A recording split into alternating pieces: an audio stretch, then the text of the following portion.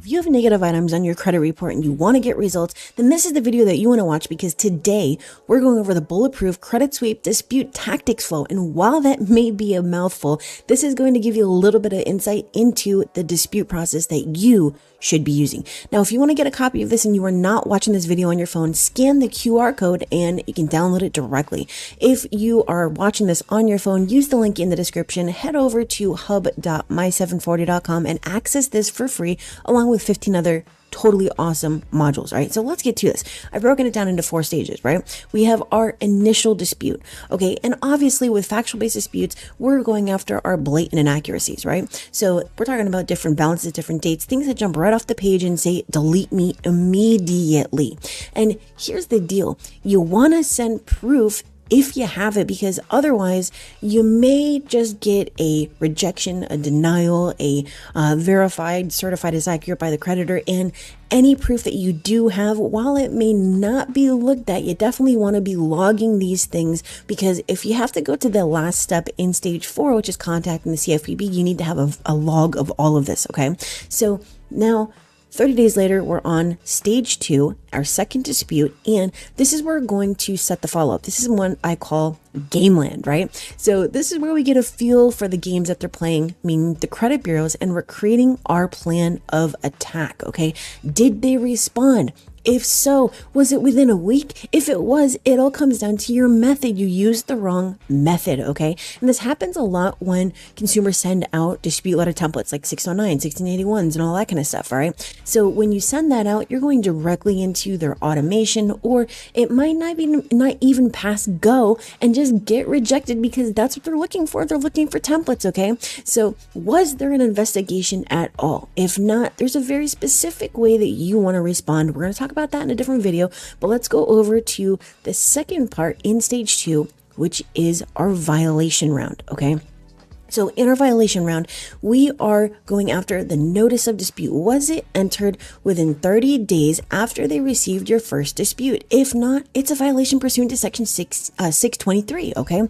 Did they update or change the date last reported? Or this might say status update date or date last reported. There's 3 different ways that it might be on there. But if you're using Identity IQ, and you can access a discounted link down in the description so that you're not paying their full price of $29.99, you can get it at $21.99. And just so you know, a little bit of caveat there, that is my affiliate link, but you are going to get this information directly off there. All the big guns, right? Date last reported, the notice of dispute, the date last active, the date last paid, so on and so forth. All of the big guns that I use to remove very difficult accounts, all right? So this is an important round because we're using, pay attention to this, okay?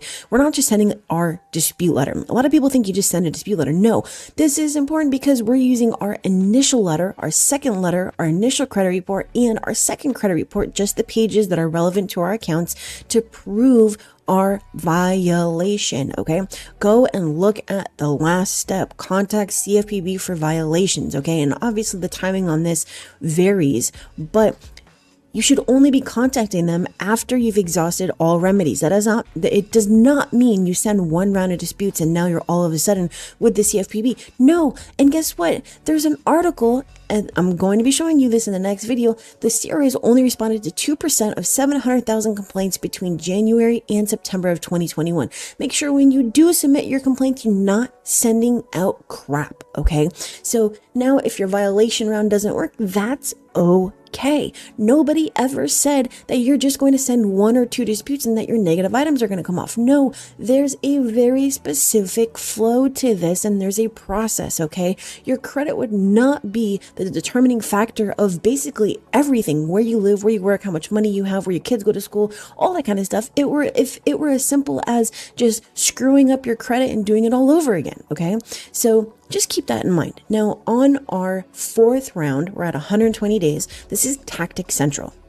Your remaining items can be disputed using one of hundreds of tactics for credit sweeps specific to the account or accounts being disputed, right? And obviously there's no 2 same credit sweeps. This is where you're understanding how an account should be reported becomes important and what an inaccuracy should be considered under FCRA and Metro 2, right? And this is actually where a lot of consumers drop out because of lack of understanding of the process. And like I said, trust and believe, if we're as simple as everyone sending out 1 to 2 disputes to remove any negative item, your credit report would not be the determining factor of virtually everything. If you go to get a car, what do they look at first? They look at your credit. You go to get a house, what do they look at first? They look at your credit. If you go to get jewelry, what do they look at? They look at your bank account and or your credit report.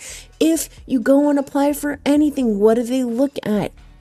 Your credit report. If you go to get a good job, a career type of job, what do they look at? They look at your credit report, okay? So just use some common sense here, okay? Now, here's the deal. You're looking at this chart and you're like, well, Kristen, I see all these arrows going everywhere. Well, obviously that's because you might be able to jump to different tactics, right? Different rounds. It all depends on whether something was removed and or how it was updated by the bureaus or the creditor or collector on your credit report. So if we're starting at our initial dispute and we go to Gameland, now if the account was removed but something else was not, now we can jump down to the evolution line method, or we can go to the dispute funnel.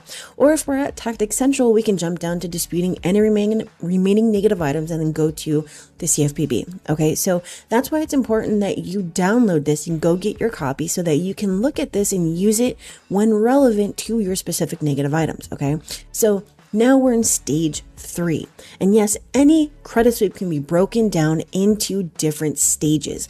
And if you're looking at the credit sweep process in general, there's very specific stages as far as removing negative items, building your credit, and then going and building up your score to get your total entire credit health. Okay, so with the evolution line method, and I will, if I can remember, I will link that webinar down in the description. It's very, very important because this is where you would manually locate changed information on the report from previously disputed elements. For example, the date last active. Now remember, you only want to use a dispute reason once, okay? If you said it once, you're not going to say it again. However, with the evolution line method, you can actually stay at the top of the hierarchy and reuse a biggest impact dispute if the information has changed. So let's just say the date last active says 1/1/2021, right? You dispute it. Now you go to your violation round and you notice, hey, wait a second, they changed 1/1/2021 to the current date, which is today is 1/11/2022. Okay, so obviously they changed it, and now you can redispute because of the changed information. So you wouldn't be disputing all 3 bureaus. You're only disputing the bureau who has changed the information. And this is a major loophole to reuse major dispute reasons that delete really difficult accounts instead of having to use fairly worthless dispute reasons at the bottom of the pyramid where we don't want to be. Okay, so our next round is our dispute funnel, and this encompasses multiple different rounds within this tactic. Okay, and this is where you're actually going to follow up to any future dispute, regardless of whether the bureaus reply, don't reply. We want to limit their responses and shift them towards our next dispute. This is also recommended for extremely difficult accounts. So as an example, right, we have a student loan, it has late payments, and they actually begin at 90 days. Okay, so you're not seeing any 30 days or 60-day late payments. It's just okay, 90 days late.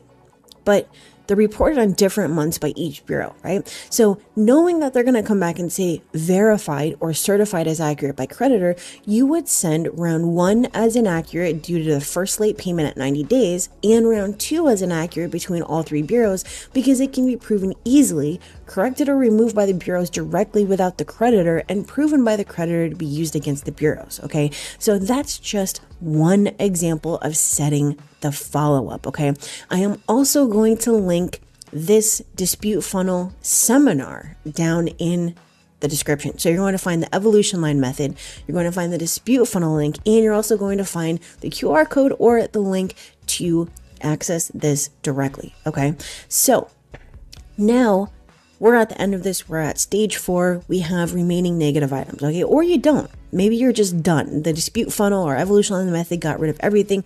Great. Now you're just done. Move on to building your credit and raising your score. But if you still have negative items, now, bit of a caveat here, you can add a bunch of different tactics in here, but I'm just giving an example of a bulletproof credit sweep dispute tactics flow, okay? So we're going to use factual disputes, and we're going to use the pyramid method, the dispute hierarchy, so on and so forth, to remove the rest of those negative items. Now, we're going to get to a point, depending on what we're disputing, where it's just like, okay, I've done what I could possibly do. I've removed everything that I could without either A, going to the CFPB for violations, or B, suing the bureaus, creditors, or collectors, okay? So depending on you, depending on your file, depending on many different factors and responses from the bureaus or lack thereof, that's going to tell you when you should get to this point. But I say normally it's around 12 months. Now you may be freaking out here saying, Kristen, you're telling me I'm gonna have to dispute for 12 months? Well, hey, normally I would say 9 months, but obviously things are extremely difficult to remove right now because it's not just you sending a dispute to people sitting around a table. No, it's millions and millions and millions of consumers that are disputing all sorts of stuff, okay? Just look at the article that I was going to, put in a totally different video where the CRAs are only responded to 2% of 700,000 complaints, okay? That's through a government agency. Just think about how many millions of disputes. It's actually 1.5 million disputes that the bureaus get every single month per bureau, and how many of those they're actually responding to, okay? So there's going to be violations. They're not going to respond. It's going to take time, and especially because it's all being automated, all right? There's no people in this. So all things considered, yes, this is taking a little bit longer, but this is why it's so important that you understand how to use these tactics and what a factual dispute is, and to not use worthless dispute methods like sending in templates, because you're going to call me up 4 years down the road and say, hey, you know what? I need help now. And I'm going to say, hey, guess what? You should have contacted me 4 years ago before you went and did identity theft, before you sent a 609 letter, before you sent this stupid 4-page pursuant to this, that, and the third bolded text type of letter. That's not going to get you any results. Okay. So are you going to send a CFPB complaint at 6 months? No. Are you going to do it at 9 months? Possibly. Are you going to do it at 12 months? Yes, most definitely. You should not be disputing unless there's a very specific reason past about 12 months.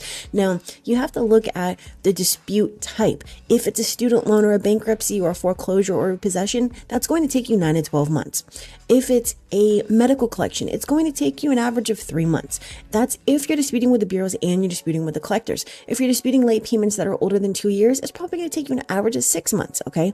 So understanding that these specific negative items take a certain amount of time is going to help you and allow you to formulate your plan of action to actually get results, instead of sending out worthless disputes or not disputing at all because you're getting impatient, okay? And this is, again, going back to Tactic Central, when a lot of consumers drop out because of lack of understanding of the process, okay? So I don't want to get into more of that stuff because I don't want to confuse you, but that is it for today on the Bulletproof Tactics chart and training here. If you want to learn more, like I said, head over to hub.my740.com or vault.my740.com, which is actually the store, or you can use the link at the top of your screen to head over to my740.com, schedule a call with me, and I will see if I can help, if I can take over your file, and if I can get the results for you, because obviously this is what I do, okay? So have a great day. Make sure to like this video if you found value in it, obviously, and if you haven't done so, make sure to subscribe, and I will see you later. Go and click